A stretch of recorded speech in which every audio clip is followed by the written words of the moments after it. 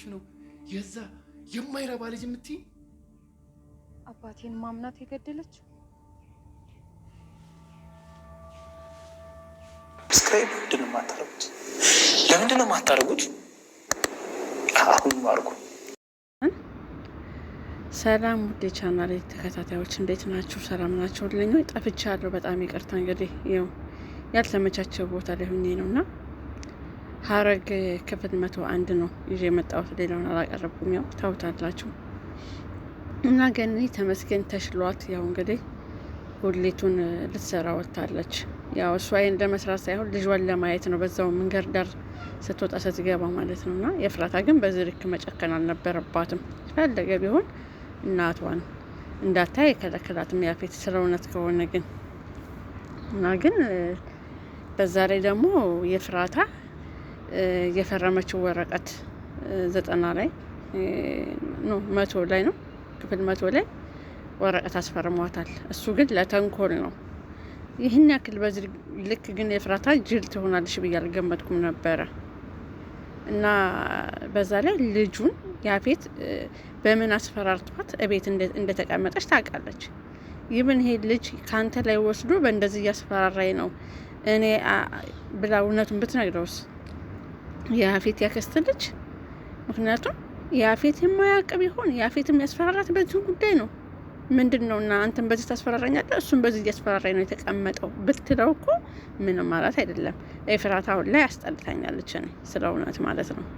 የሆነ መጀመሪያ ላይ ነበር። አሁን ላይ ግን ይብን ሔዋንን እንኳን ህይወቷን አትርፋት ሔዋንን እንኳን አልፈለገቻትም። ይኸው ቤዛ ናት እየፈለገቻት ያለችው።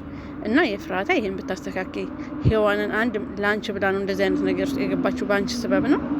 ሁለተኛ አንቺን ከቤዛ ሞት አድናሻለች። ቤዛንም እንደዚህ እንዴት በቃ አድርጋታለች። ስለዚህ አንድ ቤዛን አንድም ቀን ሔዋንን አስታውሳት አታውቅም ኤፍራታ። ሁለተኛ በዚህ ልክ ጅል መሆን አያስፈልግም።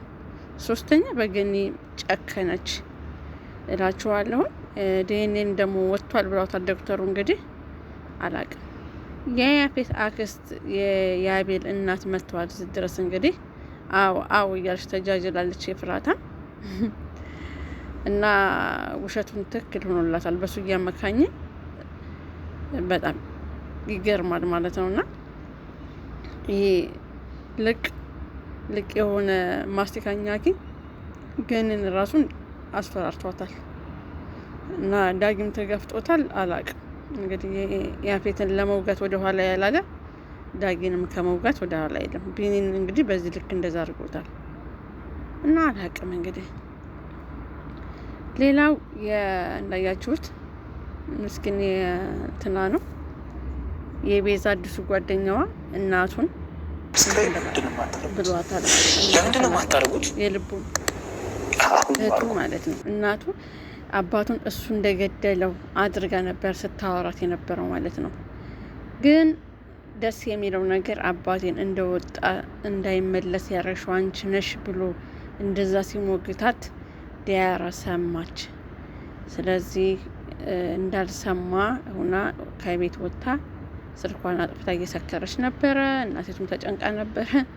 ናታን አጠገቧ እንዳልደርስ ያለችው ልጅ እንትን ነው የምትሰማ እባክህ ፈልገህ ወደ ቤቷ አምጣልኝ አለችው። እሱም እንግዲህ ደርሰን አሁን ላይ ጡል እያለ ነው ናታን ረስቶት ማለት ነው። አንዴ ጺጋ አንዴ ዛ አንዴ እያለ ነው። የያፌት ሰዎች ካገኙት ግን በቃ አለቀለት። ማንም የሚጠብቀው አይመስለኝም። ኤኒዌይስ በእርግጥ የሚጠብቁት አሉ። ቢሆንም ግን ትንሽ ያበዛው ይመስለኛል። እና ፈጣሪ ጠብቀህ ነው የምለው። ናታን በጣም ያሳዝናል ሁሉም ሰው።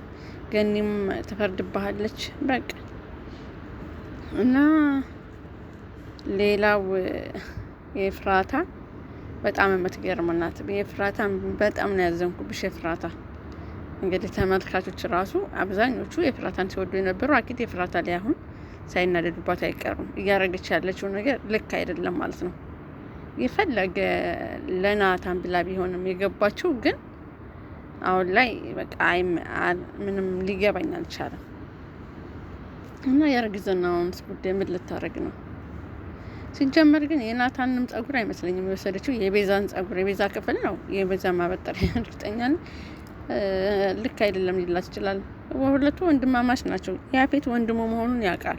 ናታን ብቻ ነው የማያውቀው በነገራችን ላይ። ለዛም ነው ያው የእሱ የሆነውን ሁሉ በመውሰድ እንጂ በሞት የማይቀጣው ማለት ነው። ለዛ ነው እላችኋለሁኝ።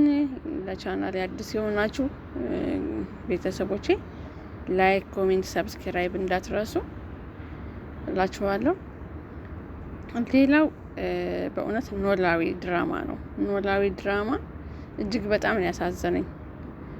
ገኒ ማናት እንትና ሀና የባሰ የመጨረሻ የምትደነባበረው ነገር ያስጠላል።